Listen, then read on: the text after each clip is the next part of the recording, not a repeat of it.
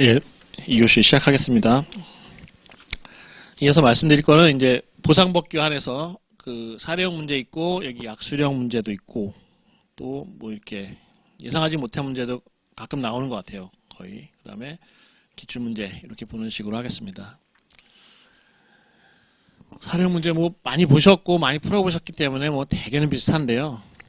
사례형 문제 나오면은 이제 논점 정리라든가 뭐 문제 소재 뭐 이렇게 잡아가지고 답안에 쓸 내용을 미리 한번 언급하는 거죠. 여기서 뭐 어떤 내용이 어떤 걸 물어보는 거다 하는 걸 언급하는데 대개는 뭐 이게 사실은 여기서 뭐 하나하나 파악하는 게 아니라 일단 처음에 문제를 보면은 답을 내야죠. 이제 이건 어떤 걸 물어보는 거 결론 어떻게 낼 건가 다 머릿속에 생각하거나 메모를 한 다음에 적는 거죠.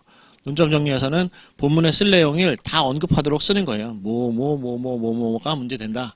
그래서 살펴보겠다. 이렇게 적으면 되는 거죠. 거기 배점이 조금 있으니까요. 뭐 5점 정도, 뭐 큰 문제는 5점 이렇게 있으니까요.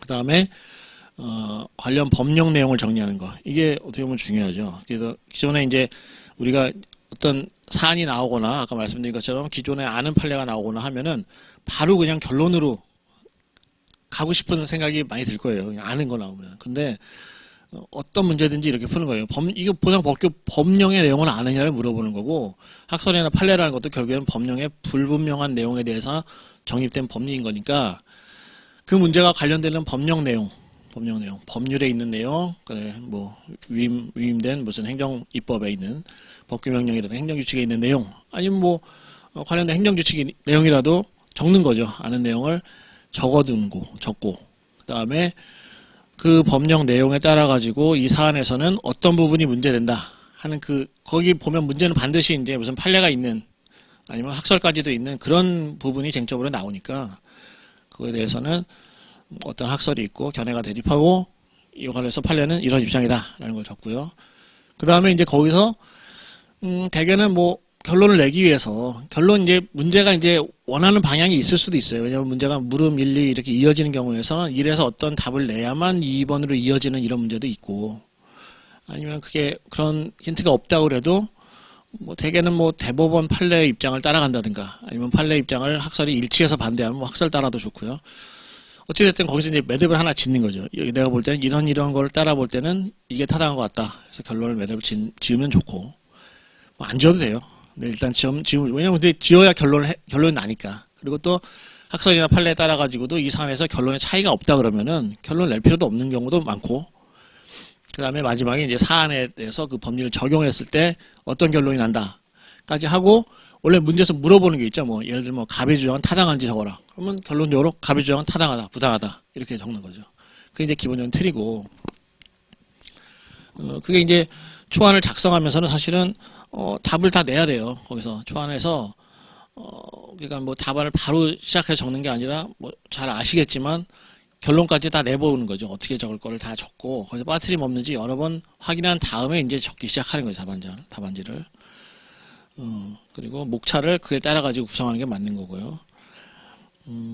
근데 이제 두 번째 내용이 아까 말씀드렸던 그 법령 내용 정리를 충실하게 해야 된다. 그리고 사안의 적용을 충실하게 해야 된다. 이게 제가 보기에는 이게 가장 중요하고 사례형 문제에서는 이 배점이 큰 거예요. 그러니까 내가 아는 판례가 나와서 판례 결론 적었는데도 점수가 안 좋다는 거는 그럴 수 있죠. 왜냐면은 기본적인 내용을 안 적은 거죠. 그러니까 어떤 사안이 있으면은 그것과 관련되는 법령이 반드시 있으니까 법률에는 이러이러하게 기재되어 있다 하는 거를 법률 내용이 어떤 건 장황할 수도 있으니까 그걸 좀 정리해가지고 기억해 놓을 필요가 있는 거예요. 그런 공부를 하는 거죠, 평소에.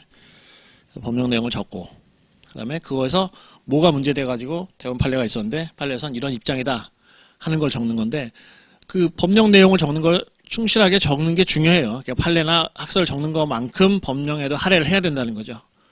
분명히 배점이 있고 그게 어떻게 보면 더 중요한 거예요. 그리고 모든 문제 해결은 그렇게 하는 거지. 이건 시험이니까 그렇잖아요. 시험이지만 아까 말씀드린 것처럼 이 감정평가 실무를 하면서 현실적인 문제이기도 한단 말이죠. 우리가 보상법규로서 이제 어떤 법률에 따라 가지고 평가를 하게 됐을 때 그 근거가 되는 법률이나 그런 내용을 읽고서 내가 해석할 수 있는 게 기본인 거예요. 문제가 생기면 법률을 찾는 거예요. 문제 답은. 판례를 먼저 찾을 게 아니라 법을 먼저 알아야지. 답안지도 마찬가지라는 거죠. 법을 먼저 적는 거예요. 법의 내용에 따르면 이러이런 내용이 있다. 그걸 충실하라는 거를 강의를 통해서도 법률 내용을 많이 정리를 하고 연습을 할 거예요. 그게 어떻게 보면 교과서들도 보면은 이제 대부분이 막 법률 내용을 상당히 옮겨 적은 부분이 상당 부분 차지하는데 그게 필요 없는 게 아니라 그 중요한 거죠. 법률 내용이 중요한 거예요. 법률을 해설하는 게 법학이니까 법률 내용을 충실히 적어야 된다는 걸 강조하고 싶고요. 그 다음에 이제 사실관계 정리, 이제 법령 내용, 판례 법리 이렇게 해서 결론을 결국엔 도출하는 건데 이제 학설하고 판례는 이건 암기를 해야 되겠죠. 근데 그것도 자연스럽게 아까 말씀드린 것처럼 법률의 내용을 충실하게 정리하고 그걸 이제 숙지를 하다 보면은 이게 어디서 문제가 된다는 것도 자연스럽게 이해할 수 있다는 거예요. 학설이나 판례가 그냥 아무 데서나 나오는 게 아니라 판례가 나왔다는 거는 뭔가의 생각이 달라가지고 해석에 대해서 법률의 해석이라든가 의미에 대해 가지고 여러 가지 의견이 갈려서 분쟁이 돼서 결국에는 대법원까지 가서 법리가 나왔다라는 거기 때문에 그 문제가 되는 쟁점이 뭔지를 내가 좀 이해할 수 있게 법률을 봐야 돼요. 그렇게 이해를 하면 기억이 쉽죠. 그러면 나중에 그 법령 내용을 적으면서 자연스럽게 그 판례나 학설이 생각이 난다는 거예요. 이게 왜 문제가 됐는지를 좀 근본을 생각하고 법률 내용을 공부하는 게 그래서 도움이 되는 거죠. 그럼 자연스럽게 학설의 대립이나 판례까지 이어지고 대개 보면 이 행정법 뭐 다른 것도 마찬가지로 행정법에서 이제 학설의 대립이 있다라고 하는 거 보면 나름대로 근거들은 다 있어요. 학설들이. 그러니까 이 학설은 저 학설에 어떤 약점이 있다는 걸 비판하고 이건 또 이걸 약점을 비판하고 그리고 어떤 거는 뭐 판례하고 같고 이런 학설들이 있는데 그것도 뭐 막 힘들게 외울 게 아니라 그런 이해를 통해 가지고 외우면 그 입장이라는 게 이런 입장도 있을 수 있고 저런 입장도 있을 수 있겠다 하는 거를 그런 견해될 대립을 통해 가지고 배우게 되고 그런 훈련을 많이 하면은 이제 학설이 없는 그냥 법률을 봐도 이런 견해도 있을 수 있겠고 저런 견해도 있을 수 있겠다라는 거 생각까지 가는 거예요. 그게 이제 법학을 공부하는 거죠. 그렇게. 그러니까 모든 학설을 비판할 수 있게 돼. 그렇게 되면 그리고 모든 학설에 대해서 지지할 수도 있고 그러면 스스로 판단해서 이런 취지를 봤을 땐 이게 타당하겠다라고 하는 그런 견해가 스스로 생기기까지 가는 거죠. 결국에는. 그러니까 그런 연습을 충분히 해두면 좋죠.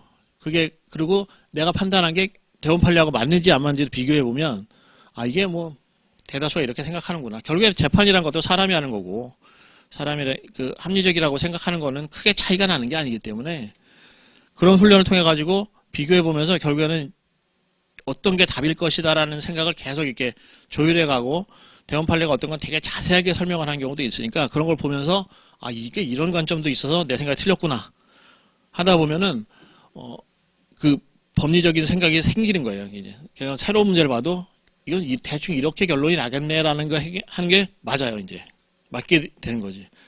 그러면은 이게 뭐 장기적으로는 일상생활에도 큰 도움이 되는 걸 뿐만 아니라 시험에서도 이따가도 설명드리는 그 모르는 문제가 나왔을 때 답을 그렇게 쓰는 거예요. 내 나름의 논리를 전개해서 난 이게 타당하다고 생각한다라는 거를 들면 그거에 대해서 뭐 배점이 있죠. 그렇게 논리적인 과정을 거쳐가지고 결론 내면은 설령 그게 이제 그 판례의 답하고 다르다 하더라도 일리가 있게 된다는 거죠.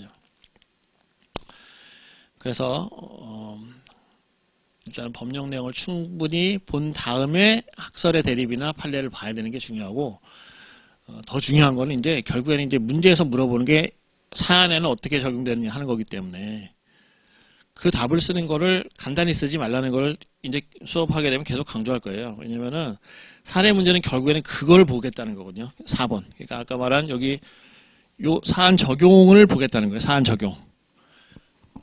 법령 내용 관련 법리는 당연히 알아야 되는 거고 그럴 때 이 사안에서는 어떻게 결론 내릴 거냐를 물어보는 게 문제이기 때문에 사안의 적용을 그러니까 제가 이게 잘못된 답안제 같은 거는 이제 기출문제집 같은 데도 그런 경우가 상당히 많아요. 예를 들면 뭐 우리 감정평가에서는 뭐 재량행위냐 기속행위냐 이런 걸 묻는 문제 같은 거 잘 안 나오지만 아니면 뭐 재량권의 일탈남용이냐 이걸 묻는 문제 정확하게 그걸 딱 짚는 문제는 잘 안 나오지만 행정법에는 이제 대다수 문제이기도 하고 실무에서도 재판이 되는 건 뭐냐면 대부분 다 재량행위가 문제되니까 기속행위를 틀리면 그건 명백하게 위법한 거고 할 수 있다는데 이게 재량권을 일탈했느냐 남용했느냐 그게 항상 쟁점이 되거든요. 이제 행정법원에서 위법하다 처분이 위법하다는 걸 다투는 거는 재량행위 위법성을 다투는 문제가 대부분인데 그러면은 이제 제가 말씀드린 것처럼 기출문제나 이런 데 잘못된 건 뭐냐면 재량행위하고 기속행위 아니면 재량행위의 위법성 판단의 기준을 쭉 나열을 해. 이제 답안에서.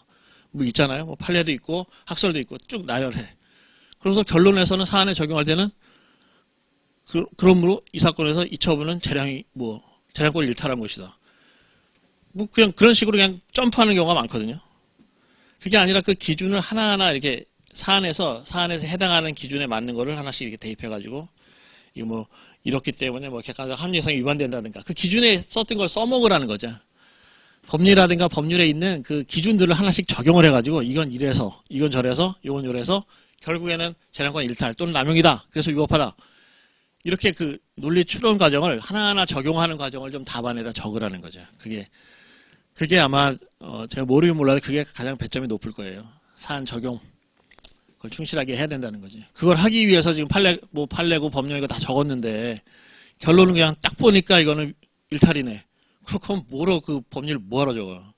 그걸 다 적용하라는 거지. 내가 타당하다고 생각한 기준을 하나하나 적용하고 그리고 이제 뭐 구체적으로는 이제 또 기회가 될 때 말씀드릴 수 있지만 예를 들면 판례하고 다른 학설을 내가 채택하게 되면은 더 충실한 답안은 사실 내 학설에 따른 결론은 이렇고 판례 기준에 이러면 이렇다까지 적어주면 뭐 만점 답안이죠.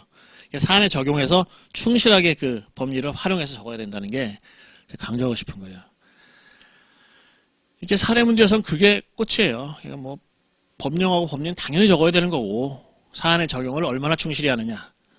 그래가지고 묻는 질문에 답을 하는 거지. 뭐 갑의 소는 적법하냐. 그럼 갑의 소는 이만저만해서 부적법, 각하해야 된다. 이렇게 적는 거죠. 결론에. 그걸 저는 요거 사례에서는 그걸 제일 강조하고 싶었어요. 그러니까 이제 3번의 기본자료 법정 활용 이게 아까 말한 법령 내용을 정리하라는 거에 이제 연장선이죠.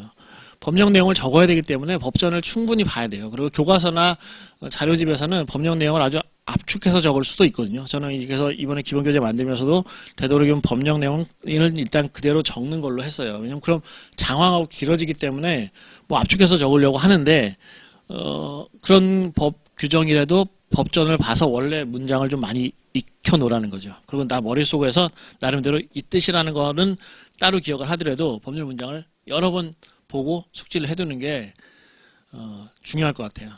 법률 문장을 결국 써야 되니까 법률 내용을.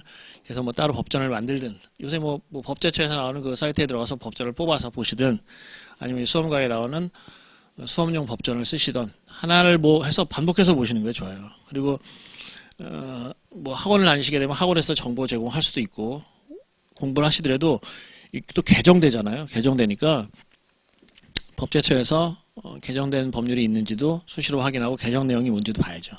왜냐면 개정 내용은 사실은 더 중요하기 때문에 개정이 된 거기 때문에 시험에서도 내기가 쉬워요.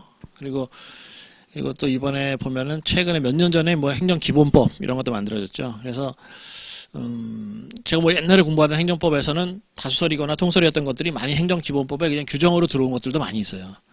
문제가 생기는 경우도 있어요. 그것 때문에 괜히 학설이 아주 무르익거나 논의가 충분하지 않은데도 그냥 규정으로 들어와서 해석에 대해서 아직 대원 판례가 나오지 않아서 약간의 의문이다. 뭐 그렇게 돼 있는 부분도 있지만 어쨌든 행정기본법에 들어있는 것들은 반드시 언급을 해줘야 될 것 같아요. 법규에 있다는 걸 내가 안다는 걸 보여주는 건 답안지에서 중요하니까. 그래서 법률 문장을 숙지하고 자주 나오는 문장은 많이 봐서 익숙하게 해놓는 게 중요하다 하는 거고요. 그 다음에 이제 단순하게 나열하지 말라는 것도 아까 이것도 일맥상통한 내용인데 결국에 처음에 논점 정리 이걸 적을 때 그냥 바로 시작하는 게 아니라 일단 뭐 메모를 하면서 내가 최종 결론까지 다 내려놓고서 이제 답을 쓰기 시작해야 되는 거기 때문에 처음에 다 했을 때 필요한 내용만 적는 거예요. 필요한 내용만. 이걸 뭐 기계적으로 뭐 그렇게 가르치기도 하죠. 그러니까 뭐 의, 취지, 뭐 목적이, 뭐 요건, 효과, 뭐 절차, 구제 방안 뭐 이렇게 써야 된다. 그렇게 써야 될 때도 있지. 옛날에 그 논수령으로 나올 땐 그렇게 쓰는 거예요. 그렇게 목차를 뭐 빠짐없이 하기 위해서 뭐 의, 취지, 뭐 근거, 뭐 요건, 효과, 구제 방법 그렇게 적는 게 맞죠. 그걸 한번 쭉 검토해 보는 건 맞는데 필요 없는 걸 적을 필요가 없다는 거죠. 그리고 사안의 해결에 별 영향이 없는 것들은 그냥 간단하게 언급만 하고 넘어가도 된다는 거예요. 내가 아는 것만 보여주면 되지. 예를 들면 결론이 차이가 없는데 뭐 학설을 장황하게 적는다든가 뭐 관계없는 판례를 잔뜩 적는다. 그거는 사례 문제 푸는 거에는 뭐 배점도 없을 것이고 별 도움이 안 돼요. 그리고 오히려 인상이 안 좋죠. 이건 뭐냐? 지가 아는 거 다 쏟아놓은 거냐? 이렇게 생각이 들 수 있죠. 사례를 풀기 위해서 필요한 논점, 필요한 내용, 그다음에 법리만을 선별해가지고 하는 거고, 대개 행정법 문제에서 보면은 의의한 다음에 그 행정 작용의 법적 성격을 쓰거든요. 그게 이제 뭐 기본적인 목차니까. 근데 법적 성격을 쓰는 이유를 알아야 된다는 거죠. 취지도 필요할 때가 있고, 왜냐하면 그 위법성 판단할 때 취지 때문에 이렇게 해야 된다는 경우가 들어올 수도 있는 거고, 그다음에 성질은 뭐 재량행위냐 기속행위냐, 그건 왜냐면 위법성 판단 기준이 달라지니까 그런 거고, 뭐 그게 최근에 그런 문제도 나온 적이 있는 것 같아요. 뭐 재량행위에 대한 사법심사로서 그저 뭐 과징금인가 무슨 부가처분이 부적절하다고 하면은 감액된 처분을 명할 수 있냐, 뭐 얼마의 한도에서만 일부 취소 판결할 수 있냐, 이런 거. 그런 거 이제 재량행위의 성격을 좀 적어야 되는 거죠. 거기서부터 결론이 달라지니까. 그러니까 그런 관련이 있는 것들이라면은 그런 걸 빠짐없이 밟고 넘어가서 나중에 그걸 가져와서 언급하면서 답을 내는 거는 반드시 적어야 되지만, 필요 없는 거는 그냥 나열하는 거는 별 의미가 없고, 그냥 약간 모르는 것 같은 느낌을 주는 거예요. 답안지. 왜 이런 걸 썼는지를 모른다. 그냥 나열한다. 뭐 점수에 주겠죠. 근데 좀 충실한 답안은 아니라는 거죠. 그리고 그래서 그런 연습을 많이 해야 할 거예요. 저희가 이제 기본 강의를 하고, 기본 강의를 통해서 기본 강의에서도 저희는 그 관련됐던 출제된 관련 기출문제라든가 출제될 수 있을 만한 판례가 있으면은 이런 걸 언급하면서 이러이러한 부분을 앞에서 적고 뒤에서 회수하는 식으로 그렇게 해서 답안을 적어야 된다 하는 것도 설명을 드릴 겁니다. 그러니까는 종합하면은 사례형 문제는 어찌됐든 간에 내가 알고 있는 걸 다 적는 건 아니고 법률 내용을 적는 게 중요하고, 법률과 관련된 그 법리라든가 견해 대입을 적을 때도 결론에서 그거를 이제 인용하든가 언급하면서 결론을 달리할 수 있는 내용을 힘을 줘가지고 쓰는 거고, 그게 만약에 들어서 어떻게 통설이라는 거하고 판례가 결론을 달리하는 게 있다 그러면은 내가 어느 쪽을 취할지를 명확히 하고 그에 따른 결론을 각각 내면 충실한 답안이 된다는 거죠. 사례형 문제는 사례형으로 낸 거의 특성에 맞게 사안에 적용해서 앞에 언급했던 그 법리를 충분하게 끌어들여 가지고 적용을 한 다음에 결론을 내는 거, 그 훈련을 많이 해야 되겠고, 그게 저희 교재를 이번에 만들면서도 뭐 개별 공시지가라든가 개별 공시지가의 이의 신청이나 뭐 이런 거에서 예시로 언급을 한 것들도 있어요. 그러니까 그런 걸 해서 그것도 뭐 장하게 적을 필요는 없는 거죠. 핵심적으로 답안지를 쓴다는 걸 전제로 해가지고 설득력 있게 적는 게 사례형 답안지의 출제의 의도에 맞는 답안이다 하는 게 저희 생각입니다. 그리고 이제 약수령은 이제 옛날로 보면은 뭐 이렇게 논수령이죠. 논수령인데 그냥 쭉 쓰는 거죠. 아는 거 이거에 대해 쓰시오 하는 문제죠. 이런 게 꾸준히 출제는 돼요. 그러니까 여기 보상법규 문제에서 다 사례형으로 나오는 게 아니라 사실상 약수리 문제도 있고 그냥 대놓고 약수리 문제도 있죠. 근데 이거는 이런 출제를 하는 거는 저희가 볼 때는 사례형을 출제하기 어렵지만 중요한 내용이 있다 그러면은 하는 것 같아요. 그치? 사례로 만들기 어려운 게 있다든가 아니면 무슨 쟁점은 없는데 그래도 꼭 알아야 된다. 알고 있는지가 중요하다. 그러면 아니면 또 이렇게 학설 판례가 좀 대립하고 있다든가 하면은 낼 수 있는 거죠. 그러니까 이거는 어떻게 보면 평소 공부할 때 충실히 공부하면 충분히 공부할 수 있는 내용이죠. 중요한 것들은. 근데 이제 또 이상한 문제가 나오는 경우도 있어요. 이상하다는 게 왜냐면 출제한 분은 다 그게 뜻이 있어서 낸다고 하겠지만 아주 구석에서 나오는 경우도 있어요. 10점짜리로 나오더라도 이거 헉하죠. 이제 처음에 문제지를 받아가지고 쭉 넘겨보는데 듣도 보도 못하던 거라든가 아니면 평소에 보긴 봤지만 정리가 안 된 문제가 나올 수도 있죠. 이게 있어요. 그러니까 이런 걸로 사실은 나는 이게 점수 변별력을 이런 걸로 준다고 하는 건 참 문제는 있죠. 근데 왜냐면은 그냥 중요한 문제에서 쟁점을 가지고서 이제 잘 쓰냐 못 쓰냐 이게 판정을 해줘야지. 이렇게 아무도 안 보던 문제. 최근에만 해도 뭐가 있을까요? 사무소 개설 이런 것도 이상하죠. 사무소 개설을 해야지. 근데 그걸 쓰라고 문제를 내면 뭘 써야 되나? 지금 막연하죠. 그리고 성실 의무 이런 것도 너무 크죠. 이거 뭐 한두 곳도 없고. 아니면 또 뭐 부동산 가격공시위원회 뭐 이런 것도 있었죠. 뭐 그런 것들. 그러니까 이런 것들이 심심치 않게 나와가지고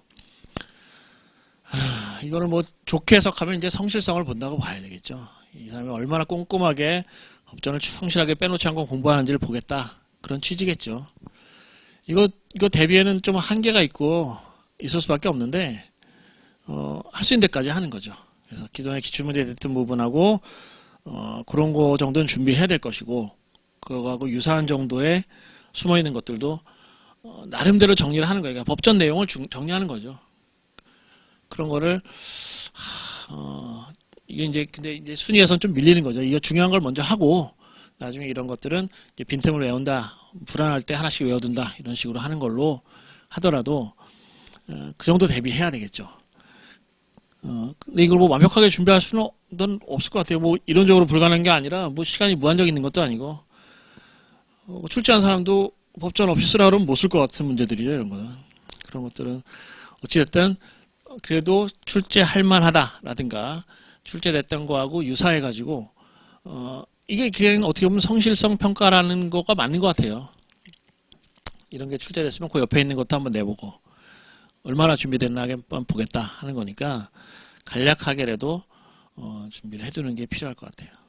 그렇게 하시고 그 다음에 예상하지 못한 문제 아까도 몇 번 언급을 했는데 예상하지 못한 문제라는 게 이제 유형이 있겠죠. 아까 말한 것처럼 그 법의 구석에 있는 거 내는 거 그것도 뭐 예상하지 못한 문제인데 그런 거를 내는 건 바람직하진 않죠. 그건 좀 운이잖아요. 아는 사람이 우연히 아는 사람 그 운을 테스트하는 것도 아니고 그냥 어떻게 보면은 그리고 또 최신 판례 뭐 한 달 전에 두 달 전에 나온 판례를 낸다 이런 것도 좀 문제는 있죠. 왜냐면 충분히 논의된 걸 내고 이제 학자들도 충분히 검토를 한 걸 가지고 내는 게 맞는데 이제 이런 것도 일종의 성실성 테스트나 그렇게 봐야 되겠죠. 근데 아주 최신은 아니더라도 최근 몇 년 안에 나온 판례 중에서 중요한 판례들은 뭐 반드시 수업 시간에 체크가 될 거예요. 그런 거는 최근 판례들이라든가 아니면 기존 입장을 바꿨다든가 하는 것들은 항상 시험 나올 가능성이 높은 거죠. 어떻게 해서든 낼 수 있어요. 왜냐면 우리 도시정비법에서 뭐 이전 고시 전후에 대해서 전후에 무슨 뭐 취소송이 가능하냐 뭐 이런 취지의 문제 난 거 있죠. 이건 굉장히 중요한 33회에 나왔던데 여기 아래도 있지만 도시정비법은 가끔 나오는 약간 이것도 범위 약간 간당간당 하는 거죠. 법이 바뀌라고도 할 수 있고 그런 문제지만 어찌됐든 간에 몇 년 전이지만 이건 중요한 판결이니까 그리고 일관된 판례이기 때문에 이런 건 공부를 해뒀어야 되는 거고 그래서 학원을 다니거나 아니면 정보를 계속 내가 서치를 하는 거 그런 거는 이제 학원에서 협업을 하는 거죠. 그 판례라든가 이런 거는 계속 찾아보고 시험 관련성이 있는 것들은 준비를 할 수 있도록 해주고 그런 걸 출제 가능한 그 끝까지 이제 우리는 뭐 기출문제 대비도 있고 그다음에 뭐 문제 뭐 기출문제 종합문제 이런 강의가 준비되어 있으니까 그럴 때 최대한 노력을 해보려고 해요. 왜냐면 저도 수험생활을 해보고 그랬지만 수험생은 어찌됐든 심리적으로 쫓기고 불안하기 때문에 이런 걸 차분하게 찾아보고 정리하기가 어려워요. 그냥 어느 정도 내가 타협을 하고 넘어가야지 내 공부로서 그렇게 하기가 어렵더라고요. 근데 이제 제3자인 학원이나 이런 데서 자료를 좀 충실하게 제가 준비를 해드리려고 하니까 그런 걸 활용하시면 될 것 같고요. 그리고 이제 지금 교과서에도 저도 이번에 준비하면서 이제 행정법 교과서 같은 걸 최대한 보면 교수님들도 아직 정리가 안 된 판례들 그냥 판례만 그냥 뒷다 붙여놓는 경우가 많아요. 자기들도 연구가 안 된 거예요. 그냥 이런 판례가 있다. 그런 거 붙여놓는 거지. 그런 거 참 그냥 최신 판례 그거 너무 걱정하실 필요 없다는 거예요. 너무 예민하게 막 이거 내가 모르는 뭐가 나오면 어떡하지 그럴 거 없이 기존에 나오고 중요하게 논의된 거 위주로 해서 그거를 충실하게 준비한다는 거에 힘을 쓰면 되고 그리고 모르는 게 나오더라도 그냥 진짜 그 사건을 내가 맡은 판사인 것처럼 사건을 분석해 보면 돼요. 왜냐면 그 사실관계 주어지는데 거기에는 내가 아는 법리가 하나도 없지는 않거든요. 반드시. 왜냐면 그런 거에서 행정소송에 관한 무슨 법리를 묻는 게 나온다든가 아니면은 뭐 재량권의 일탈남용, 이게 재량권의 일탈남용이 되냐 안 되냐를 묻는다든가 하는 우리가 아는 법리를 다루는 게 나와요. 그것도 아닌 뭐 전혀 새로운 개념이 나오지는 않는단 말이죠. 이 소가 적법하냐 뭐 이런 거 우리 적법한 기준 알잖아요. 그냥 일반론을 가지고 그걸 그냥 모르는 사람처럼 푸는 거예요. 그냥 그렇게 분석해가지고 풀면 돼요. 답이 틀려도 돼요. 그래서 배점 받아요. 왜냐면 그 과정이 뭐 버릴 게 없으니까. 그럼 대원 판례가 우연히 나오고 결론이 다른 거지. 그럼 뭐 어떻게 해? 그거 몰랐는데 몰라서 틀렸으니까 어쩔 수 없죠. 그래도 그런 게 나와도 포기하지 말라는 거죠. 그래서 우리가 행정법 총론을 충실히 하는 거예요. 총론에서 이론적으로 무장을 딱 해놓고 이게 뭐 적법하냐 아니면 뭐를 거쳐서 어떤 결론을 내려야 한다. 답이 틀릴 수는 있지만 그걸 충실하게 해놓으면은 이제 아주 새로운 게 나와도 어느 식으로 접근을 해야 된다는 걸 알 수 있다는 거죠. 그럼 뭐 국가배상이라든가 우리가 하게 되는 이제 결론적으로 나오는 거는 항고소송에서 뭐 적법하냐, 인용될 것 같으냐 하는 거라든가 소송의 형태를 뭐로 해야 되냐, 보상금 증감 소송을 해야 되냐, 뭐 취소소송을 해야 되느냐 이런 거라든가 아니면 국가배상했을 때 인용되겠느냐 뭐 그런 거죠. 아니면 뭐 요새는 이제 점점 근데 이제 이것도 해차가 계속되면서 그 행정소송 문제가 조금 더 깊어지는 것 같아요. 그러니까 예전에는 그냥 뭐 단순히 소송을 뭐 적법하냐라든가 아니면 보상금 증감에 관한 소송이 많이 나오니까 그 피고를 누구로 해야 되느냐 이런 단순한 문제가 나왔다면은 이제는 뭐 이제 뭐 처분이 변경되는 경우에 뭐를 대상으로 하느냐 뭐 약간 좀 어렵죠. 그런 문제는 어려워요. 그런 걸로 이제 조금씩 더 깊어지는 것 같아요. 그러니까 그 충실히 해놔야 되죠. 근데 그렇다고 해서 그게 뭐 전혀 논의되지 않은 새로운 거냐 하면 그런 거 아니에요. 20년 전 교과서부터 있던 내용이에요. 근데 우리가 이제 그런 거 공부할 필요가 없어서 안 했고 깊이 이해를 안 해서 그렇지 그렇다고 뭐 법리가 또 바뀌는 것도 아니에요. 그런 기본 이론을 좀 더 충실히 해놓는 걸로 예상 못한 문제를 대비한다 이거죠. 그리고 자료라는 거는 끝까지 학원에서는 끝까지 준비를 해줄 거니까 그거를 뭐 신경 쓰지 말고 기본을 충실히 하라 그거죠. 그 자료 찾는데 시간을 쓸 필요 없다는 거예요. 뭐 누가 이랬대더라 저렇대더라 뭔 논문이야 그런 거 뭐 신경 쓰지 말고 기본을 충실히 하면 된다는 거예요. 그게 더 중요한 것 같고. 그 다음에 이제 도시정비법. 이것도 이제 제가 이번에도 교재 만들면서 보니까 도시정비법 문제가 몇 번 나와서 3번 정도 나온 것 같아요. 3번 정도가 25회 때 도시정비 조합 설립 인가의 성질이 뭐냐 하는 거 간단한 문제죠 비교적. 28회 도시정비법 매도청권 행사소송 이것도 어떻게 보면 여기 있죠 아마 그렇죠 여기 이거 매도청권 소송 이것도 어떻게 보면 이것도 정형적인 문제니까 이것도 뭐 시가평가를 해야 되느냐 아니면 뭐 보상평가처럼 하는 뭐 정당 가격 보상법을 적용해야 되느냐 그리고 시가의 개념 이런 판결은 어느 공부를 해도 이건 다르니까 좋아요. 이건 조금 좀 어려웠을 수 있죠. 저도 이거 제가 이제 시험 본 다음이라서 나중에 이제 자료 준비하면서 봤는데 이런 건 찾아봐야 하는 거죠. 이런 거 다 커버할 수 있게 우리가 준비를 해서 도정법도 사실은 좀 해야 될 것 같긴 해요. 어느 정도. 근데 몇 가지 포인트 없어요. 뭐 여기 출제됐던 거 정도에 우리가 감정평가사로서 해야 되는 일이 보상평가를 해야 되는 경우도 있고 시가평가를 해야 되는 경우도 있기 때문에 그런 경우 어떠냐 하는 거하고 우리가 총론에서 인가라는 거에 효력을 배우기 때문에 인가가 우리 사업인정고시 그게 뭐 무슨 인가의 실질을 가지냐 특허의 실질을 가지냐 그거 쟁점과 비슷하게 조합 설립 인가가 진짜 인가냐 아니면 특허냐 허가냐 특허 이런 거냐 그런 걸로 해서 다룰 것들이 몇 가지 있어요. 몇 가지. 관리처분 계획에 대한 인가라든가 조합 설립에 대해서 인가라든가 그거 그 정도예요. 그 정도. 그리고 나올 만한 건 나온 거죠. 이전고시 전후 효력. 이거는 이전고시 전후의 효력이 이전고시가 뭐 집단적 효력 때문에 그 이후에는 일체 소송을 항고소송 같은 걸 허용하지 않는다는 거죠. 소외이익이 없다. 그거 소외이익에서 배워요. 항고소송의 소외이익에서. 그러니까 그런 것들을 로 커버가 되는데 그럼 도정법에서 뭐가 또 나올 수 있을까? 그러니까 도정법도 해서 저희가 교재 맨 뒤에 개별법에서 공부를 해야 될 것 같아요. 조금 그 정도 수준에. 왜냐면 도시정비법이 실무에서도 굉장히 복잡하고 법이 자주 바뀌는 거기 때문에 실무책으로는 이만한 책으로 2권씩이에요. 이거를 우리가 보상법에서 보상법께서 이걸 다 공부한다는 거는 그거는 의미가 없죠. 그렇게 할 수가 없어요. 그리고 실무자들도 몰라요. 그러니까 판사들이 쓰는 것도 계속 업데이트가 안 되면 이번에도 제가 보려고 봤더니 작년에 또 개정됐어요. 그러니까 올해 시행되는 법이 또 달라요. 작년에 나온 책도 개정돼서 달라. 그러니까 이거는 바뀌지 않는 법리가 있는 것들 위주로 해서 중요한 걸로 조금 터치는 하고요.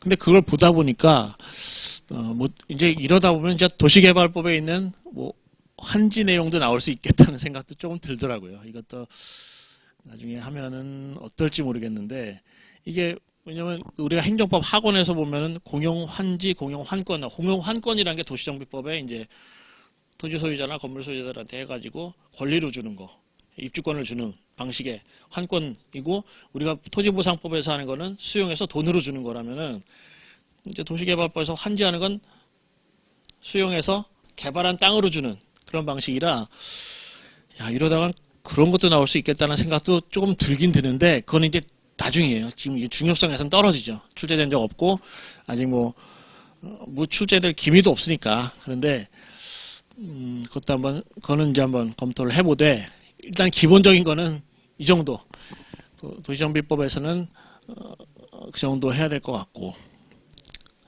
근데 이제 그 말씀도 드려야 돼요. 도시정비법이 이게 17년 2월 8일 개정이라는 게 이때 전부 개정이 됐어요. 전부 개정. 그러니까 이게 판례를 볼 때도 저 이전 법률이 적용된 판례하고 그 이후법 적용된 판례는 그 조항이 달라요. 일단 조항이 다르고 법리에 대해서도 그걸 해설하는 게 많이 있어요. 그러니까 어렵죠. 그래서 그런 거는 저희가 시간이 되는 대로 정리를 해서 그런 정보를 엄선된 자료로 정보를 틀리지 않는 말씀을 전달해 드릴 거니까 이런 걸 고민하지 말라는 거죠. 이걸 공부하려고 하지 말고 도시정비법을 지금 팔 일은 아니에요. 그냥 판례를 볼 때 그런 건 주의할 필요는 있다는 거죠. 저 법 개정 이전 법률 적용되는 거는 좀 다를 수 있겠다. 지금 법에서는 적용 안 되는 것도 있을 수 있겠다라는 정도로만 생각을 하시고 보시라는 거예요. 저는 그 정도로 도시정비법까지 말씀을 드리고 기출문제에 대해서는 그걸 한번 거기 표 있으니까 표를 가지고서 보겠습니다.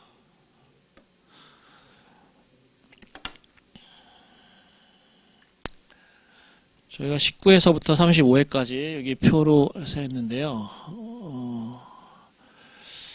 뭐 한번 쭉 보세요. 이게 뭐 주제라고 하는 걸 뽑아가지고 만든 거기 때문에 뭐 구체적인 거는 저희가 자료실이나 이런 데 아마 자료가 있을 거예요. 그런 걸 보시면 되는데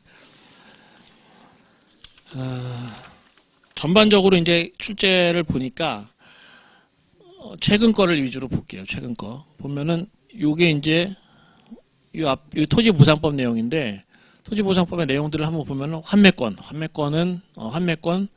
그다음에 뭐 보상금, 요 환매 금액의 증액 소송의 성질 이런 게 나오고 선행 동생. 이건 한 판례예요 아마. 그 환매권에 관한 판례가 있기 때문에 그런 거 나온 거고 수용재개를 위반의 선결 문제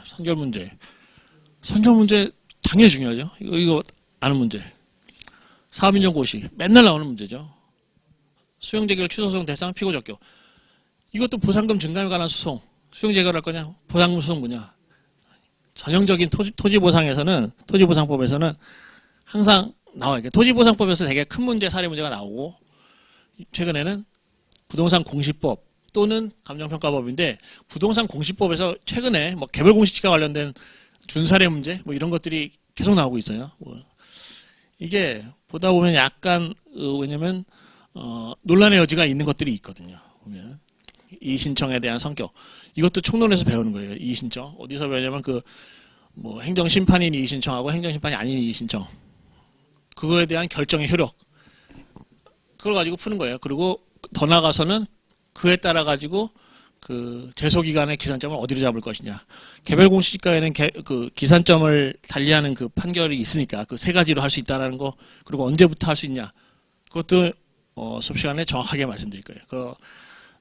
오해 소지가 있는 부분이 있어서 그것도 나올 수 있는 거죠. 어찌됐든 개별 공시지가에 대해서 굉장히 구체적으로 물어보고 있다는 걸 알 수 있어요. 뭐 정정사유, 이유 초기소송 제기, 개별 공시 하자승계, 개별 공시지가에 낼 수 있는 걸 거의 뭐 다 내는 거죠. 지금 문제가 되는 것들은 개별 토지보상법은 당연히 곳곳이 다 나오고 있어요. 농업손실보상 이런 것도 나온단 말이죠. 사실상 사도 이거 당연히 주거이전비 그리고 주거이전비나 이주대책도 최근에 출제가 많이 되는 것 같아요. 그게 왜냐하면 실무에서 내기 어렵거든요.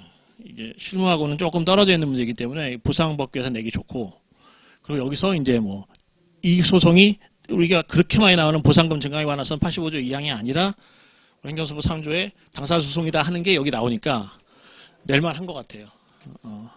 낼만하지. 왜냐면 대개는 다 소송의 형식 물어보면은 다 보상금 증강에 관한 소송은 형식 당사소송이다 하는데, 이건 판례가 인정하는 그야말로 그 실질적 당사소송이죠. 그러니까 그런 게 있는 게 이주대책, 주거이전비 이런 거기 때문에 뭐 나올 만한 게 나와요. 대개는 토지보상법의 중요한 문제. 토지보상법은 샅샅이 공부해야 되는 거고. 근데 최근엔 개별공시지가에서 여러 가지가 나오고, 이런 그냥 개별공시지가에 대한 불복 뭐 이런 게 연이어 나오는 것 같아요. 연이어. 이의신청, 행정심판할 수 있냐 뭐 이런 거. 그러니까 개별공시지가와 관련해 가지고는 쟁점이 되는 분야를 행정법 총론 적용하는 거를 좀 샅샅이 공부를 할 필요가 있을 것 같고, 그렇죠. 이런 문제도 좋죠. 33기, 33에 이런 거, 이런 법규성 이런 게 이제 행정법 총론에 나오는 무슨 뭐 법규 영역 행정규칙 이런 문제인데, 이렇게 이제 각 개별법에 하나의 법률에 이렇게 문제가 출제되는 거지. 좋죠.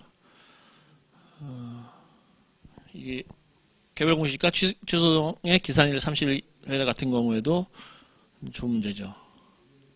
이걸 이제 좀 더 구체화돼서 나올 수도 있을 것 같아요. 개별공시지가의 그 취소송 기산일에 대해서 판례가 이제 세 가지로 할 수 있다고 하는 건데, 그 정확한 의미를 잘 정확하게 설명이 안 돼 있거든요. 그런 거라든가 판례에는 설명이 돼 있는데 이제 교과서에 설명이 안 됐다는 거예요.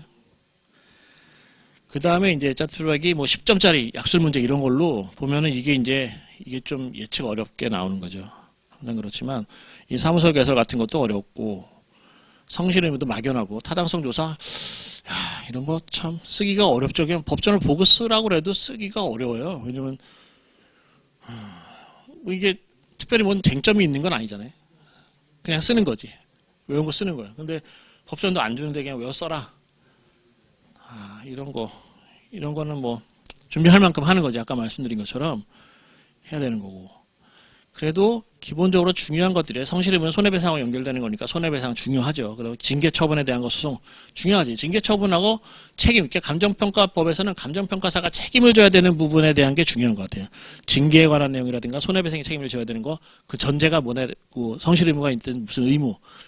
그리고 뭐 여기서 좀 더 생각해 보면은 감정평가사 처벌되는 경우도 최근에 생겼기 때문에 그 감정평가법 위반죄 처벌되는 거, 그런 것도 정리해둘 필요가 있을 것 같고 해서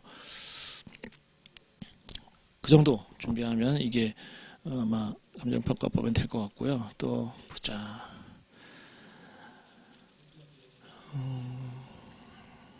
그렇죠. 그래서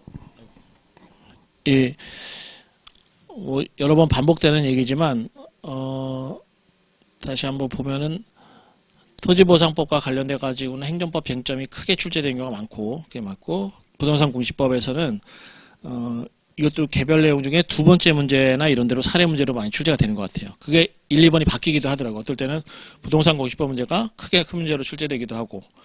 근데 이게 두 개에서 부동산 공시법 개별 공시지가 관련해 가지고도 사실은 뭐 행정법 쟁점되는 게 많이 나오기 때문에 낼 만한 게 많은 것 같아요. 토지보상법이 제일 많지만 부동산 공시법 꽤 있고, 근데 감정평가법 관련해서는 징계, 손해배상 책임, 성실의무 이거를 여러 가지 형태로 내고 있어요. 그냥 성실의무를 대놓고 물어보든가, 처분 소송에 대해서 뭐 집행정지, 뭐 기각판결 효력 이렇게 보면 다 그런 감정평가사에 대한 불이익 처분하고 손해배상 책임하고 그런 거고, 이 당시에 이거는 이제 그 당시에 항상 쟁점이 됐던 판결이잖아요. 뭐 공인회계사가 정당행위가 되느냐, 저 감정평가 행위를 하는 게 뭐 회계에 관한 감정에 들어가느냐 마느냐 하는 거가 쟁점이 됐었기 때문에 아마 낸 것 같은데, 그렇고 그냥 그 정도 비중으로 준비하시라는 취지예요. 이거는 그러니까 공부를 어떻게 어떤 거에 힘을 줘 할 거냐. 토지보상법이 제일 중요하고, 개별법 중에서는. 근데 최근에는 그 부동산 공시법의 개별공시지가 관련한 그 행정법 이론들이 자주 출제되는 걸로 봐서는 여기도 비중을 좀 가중해서 공부할 필요가 있을 것 같고, 여전히 중요한 거는 이제 저희가 그 교재에서도 이제 표시를 해놨지만 여러 번 반복 출제되는 것들은 이제 강조할 거예요. 그건 뭐 다 알죠. 그런 거는 다 중요하다는 걸 다 아는 문제는 오히려 잘 준비해야 되겠죠. 아무래도 거기서 이제 별 차이가 없을 테니까 수험생들이 제대로 공부한 사람들은 다 이제 어느 정도는 쓰니까 그거를 아주 빠짐없이 정확하게 쓰면서도 이 압축해서 빠트림 없이 쓰는 거를 연습을 해둬야 될 거라. 그래서 다시 한번 강조하지만 여기서 보면은 최근 출제 경우에서는 이의신청, 정정, 불복하고 하자승계 이게 계속 출제 개벌공시가에서 이거 이의신청하고 정정은 어려운 문제예요. 왜냐면은 그게 지금 이의신청하고 정정이 이게 이제 여러 번 출제되는데 개별공시가 이의신청하고 정정 불복 방법이 다른데 그건 이제 이의신청에 대해 이의신청을 했을 때 이제 개별공시가를 다시 변경해가지고 결정하는 경우가 있고 그냥 정정하는 경우가 있고 정정해달라고 신청을 해서 정정하는 경우가 있고 이럴 때마다 이제 어떤 걸 처분 대상으로 해가지고 그 제소기간은 언제를 기준으로 할 거냐 하는 게 이게 좀 미묘한데 그게 이제 그걸 총론이론 가지고서 쓰는 거죠. 그거를 그런 문제를 잘 준비가 됐었으면 잘 쓸 수 있는 문제예요. 이 신청에 대해서는 그 행정심판이 이의신청이냐 행정심판이 아닌 이의신청이냐라는 성격 구분을 먼저 하는 그 학설 판례 적고 행정심판이 아닌 이의신청에 대한 결정의 효력에 대해서는 뭐 인용결정은 어떻고 변경결정은 어떻고 기각결정에 대해서는 어떻다 적고 따라서 항고소송의 대상이 되는 건 어떤 처분이다 적어서 그때 기산점으로 한다든가 그렇게 논리적으로 적는 거죠. 근데 개별공시가에 대해서 또 판례가 있으니까 그걸 적는다든가. 그러니까 이게 문제 내기는 참 좋은 소재가 되는 것 같아요. 개별공시가가. 판례도 있고 이론도 있고. 그리고 정정에 대해서는 이걸 뭐 변경 처분으로 볼 것이냐. 변경 처분인지 여부는 이제 기존 처분하고 동일성 여부인데 정정 사유가 지금 뭐 위산이나 오기가 있을 때도 할 수 있지만 명백하게 뭘 계산을 잘못했을 때도 할 수 있단 말이에요. 명백한 오류가 있을 때. 그게 좀 애매한 거죠. 사실은. 위산이나 오기, 계산이 틀렸다 하는 거는 그럴 때는 당연히 이건 그냥 고치는 거니까 동일성이 인정된다고도 볼 수 있을 것 같고 뭐 아니면 내용이 틀려가지고 전적으로 바꾸는 거는 또 변경됐다고 볼 수도 있을 것 같고 하는 문제가 있어서 이게 출제할 만하고 평가하기 좋은 것 같아요. 그 판단을 어떻게 하느냐를 보는 거는 그런 걸 충실히 준비하는 게 좋을 것 같아요. 그리고 뭐 기본적으로 자주 나오는 문제들은 당연히 탄탄하게 해놔야 되는 거죠. 그냥 저도 준비하면서 뭔가 좀 더 이거는 기존에 쓸 수 있는 것보다 좀 더 차별화되게 쓸 수 있도록 그렇다고 뭐 엉뚱한 얘기를 적는다는 게 아니라 이런 흔하게 나오는 문제에 대해서는 좀 더 고민을 했으니까 할 수 있을 것 같아요. 보상금 증가에 관한 소송이냐 취소소송 항고소송을 해야 되느냐 하는 문제. 그거 아주 뭐 자주 출제되는 문제 그런 거 그게 항상 어떻게 해서든지 출제가 되더라고요 이게. 그러니까 그런 거를 준비를 충실하게 해놔야 되고 무엇보다 다시 한번 강조하는 거지만 아까 말씀드렸던 기출문제를 다 쓰더라도 이런 쟁점을 일단 파악하는 거는 당연히 이제 이 문제는 뭐구나 하는 거에서 내가 생각해내야 되는 거지만 법령 내용을 잊지 말아야 돼요. 법령 내용. 그건 평소 공부할 때부터 법령 내용을 짧게나 길게 쓰는 걸 연습을 해놔야 된다는 거지. 그 약술 문제로 나오면 최대한 풀어서 아니 사례 문제에서 내용만 적어야 되든 최대한 압축해서 적는 법을 연습을 해놔야 될 필요가 있고 뭐 여유가 되면 판례도 결론을 알지만 결론뿐만 아니라 판례에서는 이게 아주 정형적인 문구가 있는 것들은 적어주는 게 좋죠. 결론과 함께 그 판례에 쓰는 문구 그냥 눈에 띌 수 있게 그런 거 적는 거 연습을 평소에 준비를 해야 될 것 같다는 게 생각이고 정도.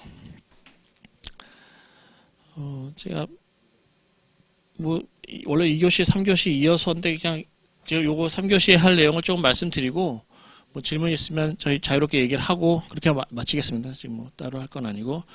그래서 이제 여러 차례 말씀드렸지만 보상법규 앞으로 강의하는 거는 감정평가 실무에서도 중요한 문제라는 거는 이게 어느 쪽에서 공부해도 상관없죠.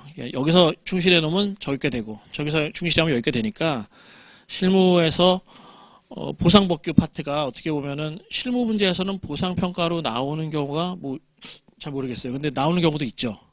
보상평가를 하는 경우가 있죠. 근데 그때 그 대비를 위해서도 보상평가 방법에 대해서 자세히 공부를 해두는 건 반드시 해야 돼. 어디서 하든 해야 되니까. 그리고 그 법전의 내용, 그거는 또 이 법규의 답안을 쓰는 거에서 유용하기 때문에 그 내용은 똑같은 거니까, 물론 이제 그 공부는 방법은 좀 다를 수 있죠. 실무에서는 실제 적용하는, 계산을 하기 위한 그 자료로서 어느 정도 언급해야 되는가 하는 건데, 실무 답안에서도 아마 그 보상법규의 그 법 조문이라든가, 토지보상법 시행규칙 몇 조, 뭐 이런 거 쓰는 거는, 득점이 될 거예요. 그러니까 확실하게 여기서 공부를 해두는 게 반드시 중요하고, 처음에 말했던 것처럼 감정평가 실무에서 보상법규를 잘하는 게 실력 있는 평가사가 될 수 있어요. 그러니까 실무는 기본이고 보상법규, 법정평가를 할 수 있는 거에 가장 어떻게 보면 복잡한 기준이 정해지는 보상법규를 충실하게 공부해 두는 거는 나중을 위해서도 굉장히 중요하니까 할 수 있을 때 열심히 해두는 게 반드시 도움이 돼요.